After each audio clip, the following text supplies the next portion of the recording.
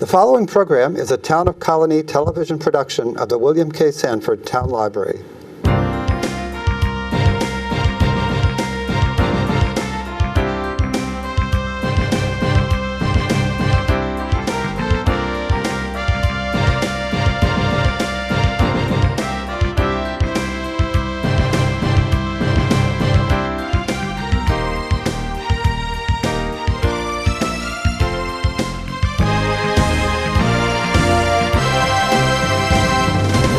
Hi, welcome to the latest episode of Mental Health Now.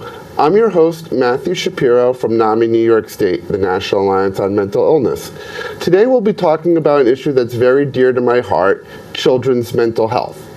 As May is Mental Health Awareness Month, and the first week of May is Children's Mental Health Awareness Week, and once again, NAMI-NYS is proud to be participating in the What's Great in Our State, a celebration of children's mental health, which will be taking place Tuesday, May 2nd at the New York State's Huxley Auditorium. And today we're going to have one of our three of our steering committee members with us, and an example of what's great in our state right here in the Capital Region in Catherine Wallace. So first I want to welcome Catherine and Susan Perkins, who's the Senior Associate for Early Childhood Initiatives at the New York State Council for Children and Families. And as I said, Catherine Wallace, who is the co-head of NAMI at Emma Willard High School, and she was a past recipient of What's Great in the State. So welcome, Susan and Catherine. Thank you. Great to have you with us. Now, Susan, the New York State Council on Children and Families is one of the main sponsors of the event. So can you kind of explain what Great in Our State is? Sure. As you said, it's really a celebration of children's mental health. It really brings to the attention of the state, we hope, an event that honors and recognizes individuals and programs that are successfully addressing the issues of children's mental health across the state, and ones that are working in areas like early identification, that are doing outreach work, providing family education and support, as well as mental health awareness and advocacy in schools and other organizations. So basically what we're trying to do is highlight all the good work that's going on in the state to support children and families. And that's fantastic. And when we say children, I mean, we're really using the term in the broadest sense as we aim to address various issues that can happen across the lifespan. So can you discuss a little bit the importance of mental health at different stages of childhood and adolescence? Sure. First of all, I want to be absolutely clear. I'm not a mental health expert by any means, but as you said, early childhood is my area of expertise, and one of the things that we emphasize is that children's mental health begins with birth. So watching for behavior of infants and toddlers, how responsive they are to the care of their caregiver. Can the parent or other caregiver soothe the baby crying, for instance? That's one example of social emotional development that's very common, but if a child's not able to engage or not smiling when a parent smiles at them, those might be some areas of concern. And that carries through to adolescence and beyond. We want to be sure that people are growing socially, enjoying being with friends, are able to regulate emotions, and resolving conflicts are other examples of the ways that people demonstrate healthy social emotional development. And we are trying to emphasize that at any point in your life, right, and it's interesting. These are aspects. Right, and we're going to talk about this year's honorees in a second, but along with the honorees, we're actually going to have a very interesting keynote speaker, Dr. Michael Compton, who's the medical director for adult services at the New York State Office of Mental Health, and he actually just wrote a book, Social Determinants on Mental Health, which really shows, that the way we play and interact with each other, it's so important, especially, like you say, with younger kids, and as we turn to Catherine, we'll talk about in high school and adolescence. So, as I mentioned, we have 5 honorees this year. Can you give us a little insight on who's going to be honored? Well, let me check my cheat sheet here. Okay, fair enough. We had a really rich array of nominees. As you know, they came from many of the partners in our organization, planning organization, and our network of providers. And through those nominations, we're really delighted to be honoring 5. Beth Rami is first up. She has adopted NAMI Basics as a program that's meant to educate children or families with children who are experiencing mental health issues. But what she's done is modify and adapt that Basics program for use in county jails and also with sharing it with education and social service organizations in her community, which is basically in Suffolk County, Long Island.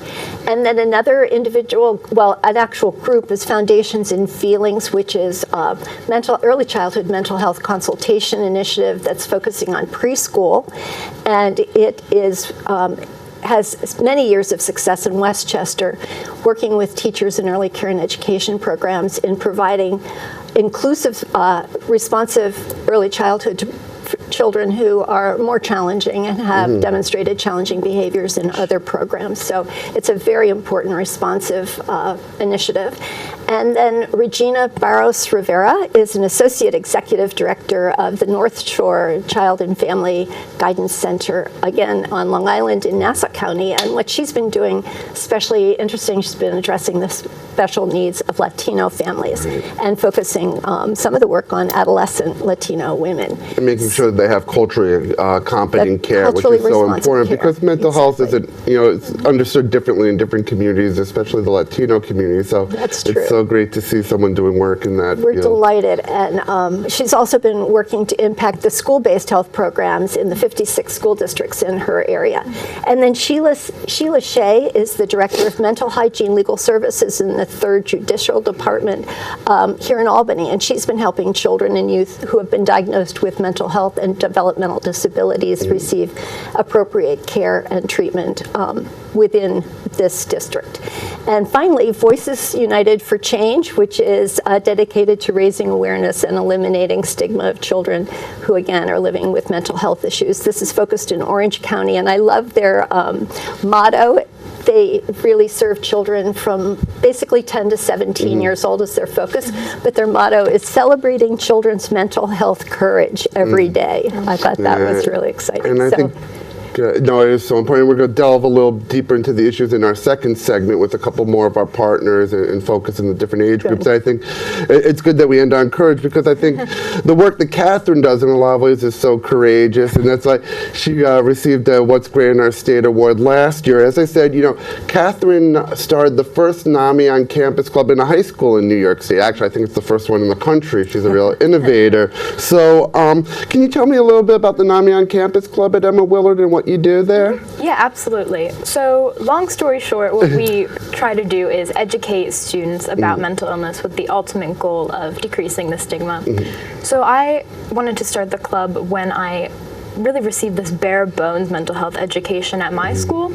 And I realized that teenagers need to get mental health education, one, because these adolescent years, especially high school, are when a lot of symptoms of mental illness will start to arise. And it's also when these negative stereotypes and stigma begin to solidify. So it's vital that students are receiving this mental health education that I really didn't see was being ensured in my school and other schools. So we have weekly meetings where we discuss things like mental health advocacy, current advances in research, and just really anything we feel like. And then we have larger events to bring our message to the whole school. And we've really loved participating in NAMI New York State events, which I think has really allowed us and club members to get a broader understanding of mental health advocacy and awareness, bigger picture from just a school. Yeah. And what's so interesting is you touch on such an important topic that schools really aren't interjecting mental health education the way they should. And one of the things we've talked about previously on the show, we've had this issue before, was the Mental Health in Schools bill. And actually last year when we were really making the advocacy push for this, you and some of the other members of the club took part in our advocacy day and told the legislators how important this issue was. So can you talk a little bit about your advocacy experiences? Yeah, absolutely. So I've loved coming to NAMI New York State, the advocacy days in February, and I know my club members have too. So in 2016, in February is when we advocated for the Mental Health Education in Schools bill.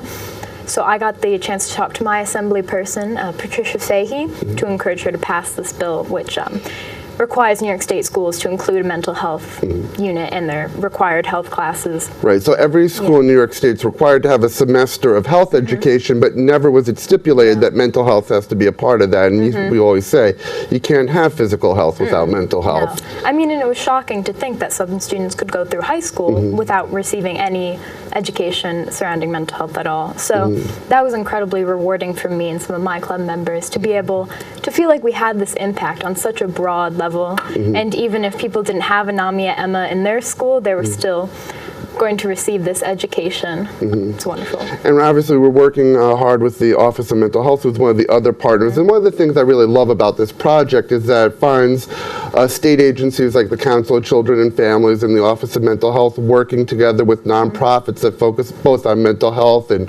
children's issues, working together, because to address the systems that cater to children's mental health, you really need that big partnership.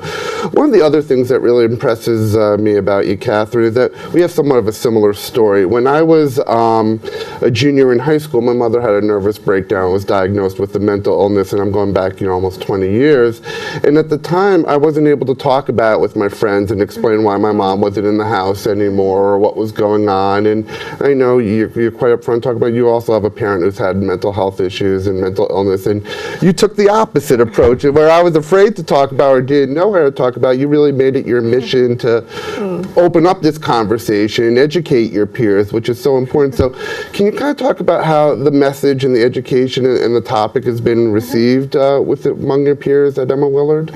Sure. So one of the reasons that I've loved running NAMI at Emma has been the way the discussion has been received. In general, I've seen people really focusing and checking their stigma, as I like to say, being more conscious about the language they're using, the stereotypes that they're continuing to use.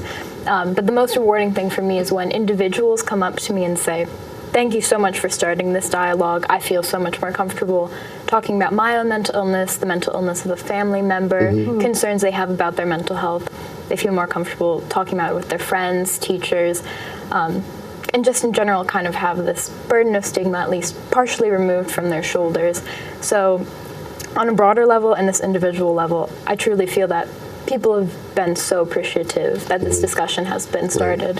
I say this all the time to people, that I think a lot of times people hold back discussing these issues. It's been kind of this tradition not to talk about it, but they really want to. And when you open the door for people, they come rushing through it. So we're all just so grateful for you for opening the door and the work we're doing here with What's Great in the State. One of the other things about expression, what's really nice about the event is that we have an art exhibit, Susan, from children who are actually receiving mental health services. Can you talk to how people have reacted to the art exhibit in the past? Well, it's a wonderful part of the event that you mentioned on May 2nd. The students who are in services through at the Office of Mental Health system have been able to donate some expressions, physical art expressions of their situation, and it has been a wonderful way of representing a voice that can't be present physically, but is represented through this art. We're looking forward to that being a part of our event in May. It's always a highlight, and that's one of the beauties of having it in the New York State Museum is we do have this exhibit space. And I think it's important to remind people that registration for the event is free, so we do encourage everyone to come, and you can register online at NAMI-NYS. You'll see the link. But right before we wrap up, we're running out of time for this segment, but I do want to mention, as we talk about voices and expression, really my favorite part about the program is what we call our young adult voice of recovery, and this year it's going to be represented by a young man named Joseph Fazzaro, who's actually one of our more prolific NAMI speakers. He goes into schools and religious organizations to talk about mental health, but he also really uses art as a way to, introduce these conversations as a cathartic outlet for him. So that surely will be a highlight of the program as well. So a lot of facets to the program. We're very excited about it. I'm so happy that both of you can join us to discuss this, and hopefully everyone will look forward to meeting you at this year's What's Great at the State event on May 2nd at the New York State Museum's Huxley Auditorium. So thank you, Susan and Catherine, for joining us. Thank you, Matt. Thank you so much. My pleasure. All right, so we're back for our second segment, where I'm pleased to be joined by two of our partners on the What's Great in the State Steering Committee. We have Jessica Kloss, who's the Director of Policy and Community Education for the Early Care and Learning Council, and Brad Hansen, the Public Policy Coordinator for Families Together in New York State. And we chose Jessica and Brad because Jessica's organization focuses on early education, where Brad's organization is more dedicated to older children and adolescents. So thank you both for joining us. So I know I gave a little synopsis, Jessica, but can you explain kind of what the Early Care and Learning Council does? Sure. So the Early Care and Learning Council is the state umbrella network for the child care resource and referral agencies in the state, and there's 34 of them. And what they do is they promote excellence in early childhood education in the community. They help parents find childcare. They help train providers to know more about what is developmentally appropriate for children and providing safe care. And they really serve as a community support, where they let businesses know about the supply in the community. They work with school districts specifically for after-school programs and making sure that there is enough options available within the community.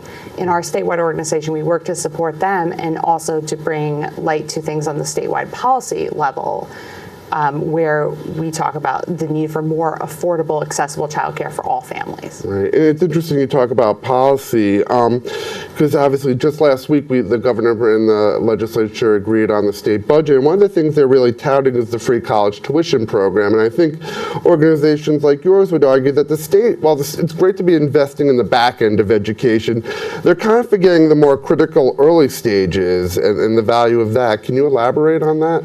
Well, sure. Previously, Susan Perkins spoke earlier about the brain development in the 0 to 3 years. And we talk about that a lot with all families, but specifically for low-income children or children that are within low-income families. There's often a really large gap of the amount of words that they hear. From the time a child is 3, in a family with higher income, where they have more access to quality childcare options and early education, they typically hear 30 million words more than a child who doesn't have access to those options. Wow. And that's starting kids off on the wrong foot. So if we invest in those critical years, and start kids off on a level playing field, they'd be better poised to actually get to college, and not have remedial education. Even then, I worry that we're paying for college educations, that the coursework maybe not be as intensive as it could be. These kids could not be prepared. Right. So it's we talk about this a lot in the mental health world, where a lot of times we react to problems instead of proactively investing in the front end. And if we can address problems before, people will not end up in things like juvenile justice programs, correctionals, hospitalizations, and that's so important. And as we talked about, one of this year's honorees, the Foundations for Freedom CAP program, helps high-risk children excel in preschool. And as I said, these issues are very important to me. I kind of told my story with my parent, but also I was actually a child who was expelled from preschool for having behavioral issues. So can you, again, talk about why the 0 to 3 age is so important, not just to mental health, but the social emotional development in children? Well, that's essentially what infant mental health is. It's social emotional development, and that is the building of relationships.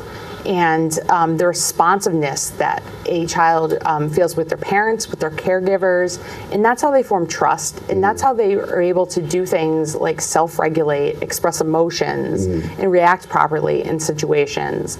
It's all from examples of what they see. So therefore, if you have a child in a good child care program where they have somebody who's paying attention to them, who's working with them, is teaching them, it's not just leaving them in front of a TV, which can happen, unfortunately, for somebody who doesn't have access to a quality child care program. We definitely are concerned that there's a key period, we call the first 2,000 days, which is basically from the time a child is born until they enter kindergarten, and it's just so critical to give them quality supports in that time. I know we talked about the budget, and it's hard to invest in something you don't see till 20 years later, but there are long-term longitudinal studies that show that quality early education does return dividends, and there's more success in job placement.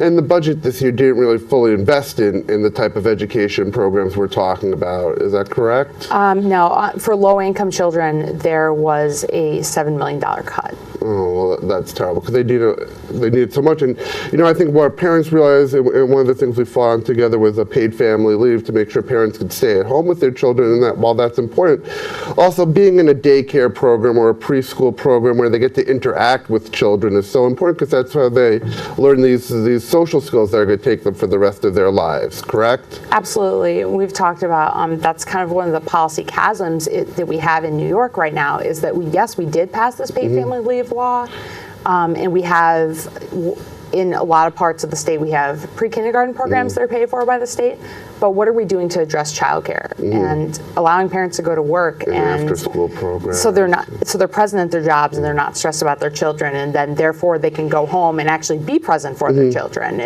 We have to support families. Right. And actually, children are not low income, their families are. Right. And actually now we're starting what we're called, New York is expecting, as we're in the 9-month period out from when paid family leave goes into effect, and we're going to have a future episode on that, which we're really excited to talk about because it's big in our community. But I want to turn my attention to Brad and some older kids. So as I said, Brad, you work for Families Together in New York State. So can you explain a little bit about your organization and what you do? Sure. So Families Together in New York State is a statewide family-run organization that represents families of children with social, emotional, and behavioral health challenges and have involvement in child-serving systems such as mental health, substance abuse, juvenile justice, adoption, child welfare, and of course education. Right. It's so interesting because as we were saying with Susan, these are all these systems that really need this information about children's mental health. I think a lot of times we think just schools or just families, but as you say, there are so many others. One of the big ones being the criminal justice system. And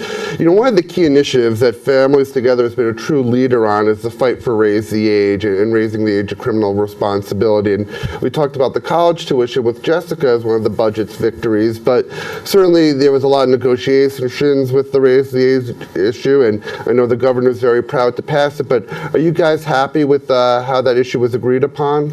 Absolutely. All the key decision makers came together. We've been working on this issue for 4 or 5 years now, and year after year it would come to the budget and we wouldn't be able to get anywhere with it. It would fall off the table. This year, a lot of stars aligned. The Independent Democratic Conference came and they said we're not passing a budget without Raise the Age. The Assemblyman Carl Heastie said the same thing, and eventually the governor was employing similar rhetoric. And so, understanding the political hurdles, we're very happy with the result. And one of the things with the guardianship issue, and that all, you were happy with the way that was all settled in the negotiations with Raise the Age? I think you're referring to court origins. Yes. Yeah. So we're really happy with that. So the details of the bill is that when it comes to sentencing, that 16, 17-year-olds who committed misdemeanors are going automatically being sent to family court. That's a very good outcome. Yes. For nonviolent felonies, they are going to originate in what's called the youth part in the adult criminal court system. That's going to be presided over by a family court judge, and the presumption is for those nonviolent felonies, presumption is they're automatically going to be waived down to family court within 30 days. Right. For the remaining cases, for what they consider serious violent felonies, they're going to go to the adult court, and the family court is going to or the family court judge in that youth part is going to make the determination, and so in some extreme circumstances, the DA could make the case that we want to keep this in the adult court. And that's where those cases would go. Right, and so, well, this was a tremendous victory, and again, thank you so much. You and Families Together have been fighting for this issue for years. As a lot of our viewers probably know, for way too long, New York was one of 2 states that would still try a minor as an adult and keep a minor in an adult prison, which, a lot of the children who do get tried and end up in the juvenile justice system, just like in the main correctional system, have a higher rate of mental health issues and things that probably should have been addressed when they were younger, like when Jessica was talking about, that if there were proper programs put in place, these things probably would have been caught much earlier and not wait till they end up in the juvenile justice system. So, but while this is a major victory, we still have a lot of work to do with informing the criminal justice system about youth issues. So we're very excited. Like we say, one of the issues, one of our honorees this year, Sheila Shea, works to broaden the comprehension of children's mental health issues and keep them out of the criminal justice system and divert them. So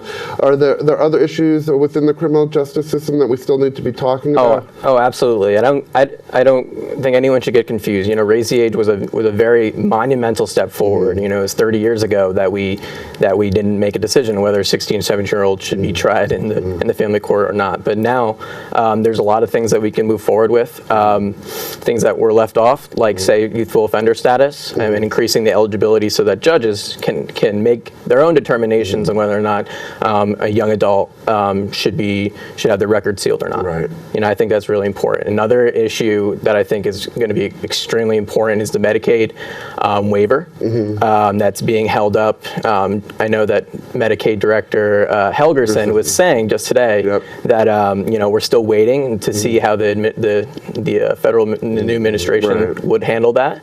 But 30 days prior to a inmate leaving prison and being able to access the mental health services through Medicaid is a really important step as well. That's something we've worked on together, our organizations, making sure when anyone's leaving a correctional institution or setting that their Medicaid is turned right back on and they're able to access services to make, well, you know, their transition back into the regular community as smooth as possible. Because like we say, 60% of people in the correctional system, whether it's the juvenile justice system or the main correctional system, do have a mental health issue, and once someone gets out, we want to make sure they stay out. So it's actually a busy time of year for you guys, as well as being a major player with the What's Great in the State initiative. You have your own statewide conference coming up right here in the Capital Region. So you want to talk a little bit about that? Absolutely. So that's a big conference we do every year. You know, around 400 families come out. This year is going to be April 30th to May 1st. Registration's looking great. We're very excited. And where is that going to be, Brad? That's going to be at the Albany Marriott on Wolf Road.